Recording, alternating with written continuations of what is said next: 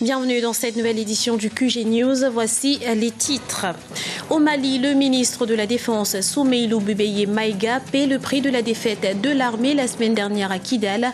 Il a présenté sa démission au gouvernement ce mardi. Forte mobilisation à Dakar, au Sénégal, contre la construction d'un mur le long de la corniche de la ville. Un mur devant abriter la future ambassade de Turquie. Et puis, plus que 14 jours avant le coup d'envoi de la Coupe du Monde de football 2014, 5 équipes africaines y prendront part. Comment se préparent-elles? Éléments de réponse dans ce journal. Au Mali, après l'accord de cessez-le-feu obtenu par le président mauritanien Mohamed Ould Abdelaziz, le ministre de la Défense Soumeylou Bubeye Maïga a présenté sa démission ce mardi. Une démission qui intervient une semaine après la défaite de l'armée à Kidal face à des groupes armés. Reportage de notre correspondant Idrissa Sangaré. La mobilisation internationale... Au Mali, le ministre de la Défense Soumeylou Bubeye Maïga a rendu sa démission ce mardi. Après l'échec de l'offensive lancée par l'armée malienne le 21 mai dernier, sa démission a été demandée par la société civile malienne et la classe politique. Initiateur d'un vaste programme de réforme des forces armées du Mali, pour certains analystes, sa démission est la conséquence d'une incohérence de la gestion du pays. Par rapport à la situation réelle de Kidal, quels sont les éléments qui ont été envoyés? Pourquoi ils ont suivi cette déroute-là? C'est autant de questions auxquelles on doit trouver réponse. Donc moi je crois que c'est une démission qui ne fait que divertir le peuple malien. Ce n'est pas là la vraie question. Il y a eu un déni de gouvernance encore, malheureusement, qui vient s'ajouter à une série de scandales. Donc il est temps qu'on mette fin à ça, qu'on se concentre sur l'essentiel. Le président mauritanien Mohamed Ould Abdelaziz et actuel président de l'Union africaine a pu obtenir samedi la signature d'un accord de cessez-le-feu. Pour l'opinion nationale malienne, la solution reste la négociation. C'est un accord arraché aux forceps parce que l'armée malienne était dans une position inconfortable et que l'État n'avait pas d'autre choix que de faire appel. Le problème de Kidal, c'est un problème diplomatique et que le Mali doit être fort dans la diplomatie.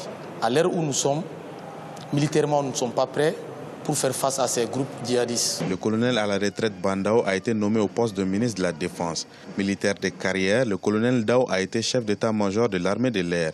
Il aura la mission de continuer la réforme de l'armée malienne qui peine aujourd'hui à accomplir sa mission régalienne de défense de la nation. Sa victoire était prévisible. Abdel Fattah al-Sisi aurait largement remporté l'élection présidentielle égyptienne avec plus de 90% des voix au détriment du candidat de gauche Hamdine Sabahi, son unique adversaire qui n'a obtenu que 3% des suffrages. Toutefois, le taux de participation a avoisiné les 46%, un taux inférieur à la présidentielle de 2012. Une déception donc pour Abdel Fattah al-Sisi qui espérait un taux de participation historique. Non au mur, associations, sociétés civiles, collectifs, ils sont de plus en plus nombreux à se joindre à la manifestation. Des manifestations hostiles à la construction de l'ambassade turque le long du littoral dakarois, un projet qui aurait des conséquences néfastes sur l'environnement. Les précisions d'Amira Benjabala, Jean-Pierre. Complexes hôteliers, résidences de luxe, centres commerciaux, autant de constructions qui ont vu le jour ces derniers temps à Dakar, capitale sénégalaise, et notamment sur son front de mer. Le reflet d'une économie florissante pour certains, des projets aux impacts sociaux et environnementaux trop nombreux pour d'autres. Ces derniers se sont d'ailleurs fédérés autour de plusieurs associations environnementales pour protester. L'une d'elles, Nous au mur, milite contre la construction sur le littoral d'un mur autour de la future ambassade de Turquie. Donc on s'est mobilisé pour dire non d'abord à cette construction parce que ça a commencé par un mur qui empêche déjà la vue sur la mer. On s'est mobilisé de façon spontanée parce que étant dakarois, nous passons très souvent sur la corniche. Nous avons commencé par prendre d'abord des photos et filmer cette construction pour déployer la cause sur les réseaux sociaux.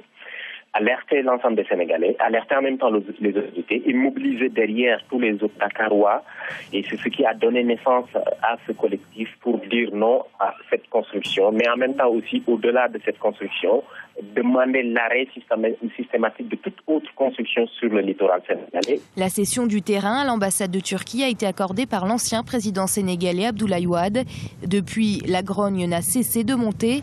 Des manifestations ont d'ailleurs eu lieu à Dakar. Elles ont été réprimées par la force. C'est regrettable et c'est très dommage qu'on en arrive à ce niveau. Au Sénégal, on avait pensé en fait qu'on avait le droit de manifester et de dire non, parce que la Constitution nous autorise. Il suffirait tout simplement d'informer l'autorité compétente qui est le préfet pour nous dire que nous allons sortir, pour dire non, parce qu'on n'est pas content par rapport à quelque chose. Selon les dernières nouvelles, après la vive protestation dont a fait l'objet le mur de son ambassade au Sénégal, la Turquie a renoncé à s'établir sur le littoral. Le pays attend désormais que le Sénégal lui concède un nouvel emplacement. Dans l'actualité également, N'Djamena, la capitale tchadienne, s'apprête à accueillir du 9 au 12 septembre prochain un salon africain des technologies de l'information et de la communication. Objectif, intégrer le Tchad dans le réseau international haut débit en fibre optique. Le gouvernement tchadien veut par ailleurs faire de N'Djamena le hub des TIC en Afrique en construisant dans les prochaines années un centre africain des technologies de l'information comprenant notamment une télévision futuriste et une radio panafricaine. Dans le rapport Doing Business 2014, le Bénin occupe la 174e place sur 189, une timide amélioration par rapport aux années précédentes qui traduit une amélioration du climat des affaires au Bénin. Et les autorités du pays ne comptent pas s'arrêter là. Elles espèrent attirer de plus en plus d'investisseurs. Reportage notre correspondante Chirel Yoa Tawema. Les décideurs béninois se mobilisent pour améliorer le climat des affaires du pays, un environnement qui n'était pas des plus favorables malgré leurs efforts. Dans le rapport Doing Business de la Banque mondiale sur le climat des affaires pour le compte de l'année 2014, le Bénin est classé à la 174e place sur 189 pays.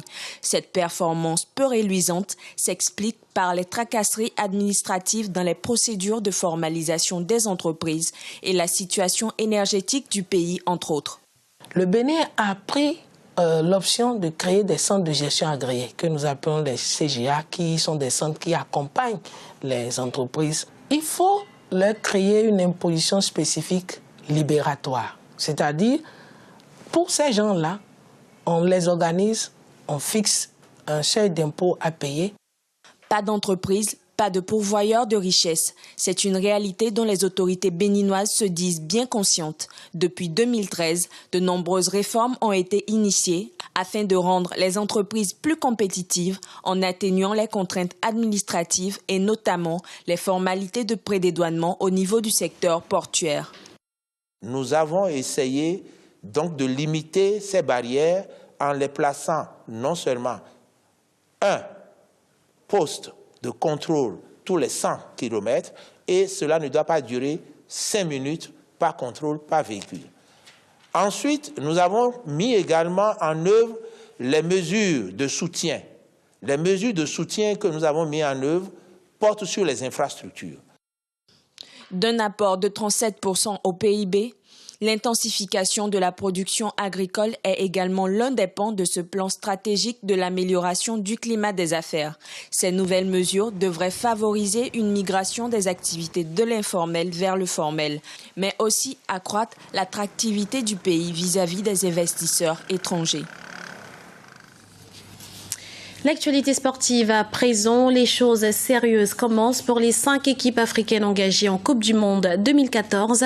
L'Algérie, le Cameroun, la Côte d'Ivoire, le Ghana et le Nigeria vont disputer une série de matchs de préparation durant les 2 prochaines semaines. Le point avec Camille Thomas, commentaire Karine Lobanzadio. Le coup d'envoi de la Coupe du Monde 2014 au Brésil sera donné le 12 juin prochain. En attendant, les sélections africaines peaufinent leur préparation. Les éléphants de Côte d'Ivoire ont choisi le Texas et Dallas aux États-Unis. Leur premier match amical se déroulera ce samedi contre la Bosnie-Herzégovine. La liste des 23 joueurs retenus devrait ensuite être dévoilée. Nous avons les individualités capables de faire basculer un match. Je pense évidemment à Didier Drogba, mais aussi à Yaya Touré, qui est selon moi le meilleur milieu de terrain du monde. On a des chances d'aller loin dans cette compétition si tout le monde tire dans le même sens. La sélection camerounaise, quant à elle, a campé sur les montagnes autrichiennes pour sa préparation.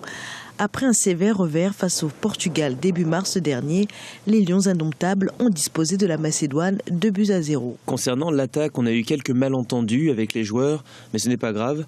C'est important de faire des matchs comme celui-ci. De leur côté, les Black Stars du Ghana s'entraînent actuellement aux Pays-Bas.